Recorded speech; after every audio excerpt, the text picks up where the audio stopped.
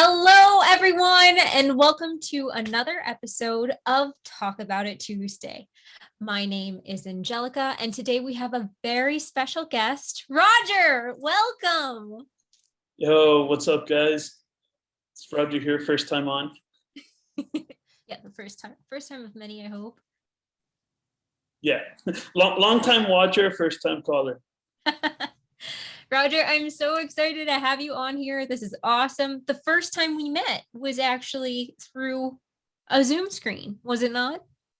Yeah, that was when I started on This Is Improv about a year and a half ago, and it was all virtual at the time. So had a lot of fun.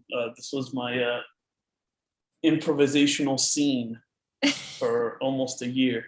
Yeah, it was an awesome stage. One of my favorite scenes was you attacking your pet iguana, which was a fictitious, there were no animals harmed in the making of any scenes, but it was a fictitious iguana. And it was a fun scene to watch. Yeah, that was a challenging scene to do as well. I think no iguanas were harmed, but I think this chair took a bit of damage as we wrestled back and forth. So everyone, Roger is my student from improv class, and he's an awesome student. I'm really excited to have him on. He's a really cool dude. I hope that you all enjoy watching him on your YouTube screens, because I've just totally enjoyed having him in class. Roger, can you tell me a little bit about what you do? I'm a programmer. That's my main thing. But in addition to programming, I have a couple of hobbies. Among them is playing Dungeons and Dragons. That's been kind of a nascent hobby that started 2 years ago. So I thought, like doing improv would be great for Dungeons and Dragons because you often have to think on your spot, like, oh, how do I react to this situation? What do I say now? Like as events develop. So yeah, just coder, D&D player, play video games. That's the gist. And something that's really cool was that while we were rehearsing improv online, you would show me like coding books and all this research that you do on the side, and just meshing in your know-how of coding with like your love of D&D and the systems and the rules that go along in there, and also the creativity. How did you get into D&D? How did you make the jump from what you do to what you were interested in? It was actually a buddy of mine, George, that he read up on, how to run a D&D campaign. He got the starter set, and he got our friend group to, give it a shot, just do a run. We ended up having a lot of fun, but it was a tough session. There were a lot of rules to learn, especially since all of us were first timers. But after that, he introduced me to NADPod, Not Another Dungeons and Dragons podcast. Mm-hmm. And that, like, listening to that, that's when D&D really took off for us. We got to learn the flow of the game, how you can like play back and forth, inject some humor into the game. And from then on, we actually started having regular D&D sessions. Thanks to NADPod. If you're listening, thank you. You did it all. It was just awesome. So why the transition, or what inspired you going from D&D to improv, taking an improv class? What was that about? Yeah, so in D&D, I thought a lot of it would just be, like you learn the rules, you learn the numbers, and the game would be fine like that, like you're good to go. But actually, so much enjoyment in the game comes from the role-playing aspect. So having to act as your character, or if you're the dungeon master, having to play another character, an NPC, like switching back and forth, the spontaneity in each scene. That actually ended up being what I liked the most, which I was completely surprised by, because I've never thought of to try any acting related things, or even like writing, creativity, coming up with stories. Those were never things that were on my mind. But once I started D&D, I'm like, wow, I need more of this. And from there, I started looking up online, how can I learn to act? How can I learn to think on the spot, on my feet? And I found this as improv, and it's been great. It's helped up my D&D game, and overall just great in many aspects. Awesome. Improv, upping your D&D game. Yeah. Cool. So you've been in improv class for over a year now, right? Yeah. Which is crazy. It doesn't feel that way, but what is time anymore, right? Flew by. Yeah, it flew by, and then other stuff caught on fire, reborn itself, and flew away again. And so what's been one of your favorite memories so far from your improv journey, your D&D journey, building these characters? What's been one of your favorite memories? I think possibly some of the park bench games that we've done. Some really interesting characters have been born out of them, especially antagonist characters, which that's such a challenging thing to do. Normally you're not trying to annoy other people when you talk to them. So just seeing like how funny it can be to see somebody come onto the scene that's angry or very rude. It's the characters that have been born out of those park bench scenes have been some of my favorites. Awesome. Yeah, you've come up with some pretty interesting characters for sure on that park bench. And what are some tips that you would have for anyone who's starting out, whether it be improv, D&D, both, coding? For improv, I'd say it is so important. The yes and the take whatever your scene partner is giving you and run with it. It's so much better to build on to what your scene partner gave you than if you think you have a good idea. Like sometimes you're having a conversation, a group conversation, and you're holding on to a thought that you want to say. And even if it's kind of an awkward moment, you still try to put out that thought. In improv, I would say it's often a lot better to just, whatever your partner's rolling with, you add on to that. It makes the scenes so much better. With D&D, I guess, with D&D, it'd be kind of similar.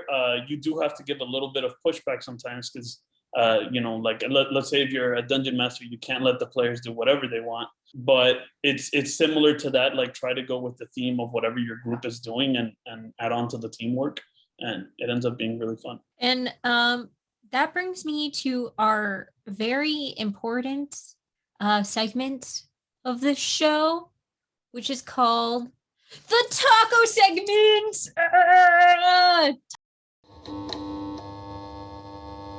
For this segment, because you're a D&D star, you're a D&D star. What I want you to do is I want you to imagine we're in a new realm, right? And we're in the taco realm. So if you were to build a character in the taco realm, what would this character look like? Oh boy, that's a fun one. Okay, so firstly, I do like to play tanks. So I'd say my taco will have 2 layers with a cheesy spread in between the 2 layers. I don't know if we're allowed to say it, but let's go with cheesy gordita. Okay. That's a tank of a taco if there is one. Yeah, just filled up with beef. Little bit of lettuce, add some of that freshness, some of that dex to the build. And the cheese for the range, because every time you pick up a taco, that cheese is going to fall all over the place. That's your ranged attack right there. Right. Might as well whip that cheese. Cheese whip, essentially. Yes. It's a move. Look it up. DM manual. Yeah. That's and the taco's got to have an interesting backstory. 100%. It's got to be a taco. It started as a hard shell in its small taco town, which was raided by burritos. and its shell started cracking. And then it Oh. found a taco priest, Uh-huh. which, mended it with some 3 cheese blend and added a fluffy, soft shell around it for armor. And now Uh-huh. it's gone out on its adventures. So would you say this is a cleric taco? Cleric, paladin, it's Paladin, a more of a big boy. paladin? It's a big Yeah, boy. Okay, a it's a paladin big boy. taco. Yeah. All right. I like it. I like it. And if you were to put a voice to this paladin taco, what would it be? Onwards, we must defend ourselves from another attack of the burritos. And what's your name, Sir Paladin? Sir Ground Beef. Taco segment. Thank you, Sir Ground Beef. Oh, that was wonderful. Now you have to do a campaign in Taco Land. Oh, yeah. Uh-huh. Oh, that's been awesome, Roger. Roger, thank you so much for joining me today. It's been more than a blast. Thank you for answering my fun taco questions. And something I want to ask you before we head out is there anything that you want to tell our audience about? Anything that's coming up for you? Anything that you want them to stalk you out on? If you want to be stalked, maybe you don't want to be stalked and you'll stick a paladin on them. Try out improv. It's so much fun. It's a great creative outlet, even if you're the kind of person that's like, I've never done creative stuff. Like I was, you'd be surprised how much fun it is to have that creative outlet. So yeah, I would just say try those things and listen to NADPOD as well. This is not sponsored by NADPOD. We appreciate you. Don't sue us, please. Yeah. We promise we're good people. Awesome. Yes. Listen to that. And and thank you so much, Roger. Thank you so much for joining us for another episode of Talk About It Tuesday. Thanks for having me, Angelica. Make sure everyone to subscribe, like this video, give Roger some love, likes, comment below with your support, comment with any questions that you have for Roger. I can ask him. I see him all the time and we can have those questions answered for you. Make sure to also check out every Tuesday we have an artist come in and talk about their experiences and give you some tips and tricks for starting your own artistic journey.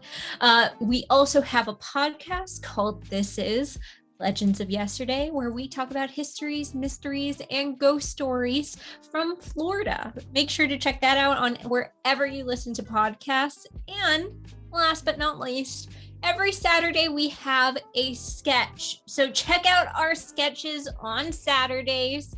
Without further ado, this has been Talk About It Tuesday with Angelica Zadak and Roger.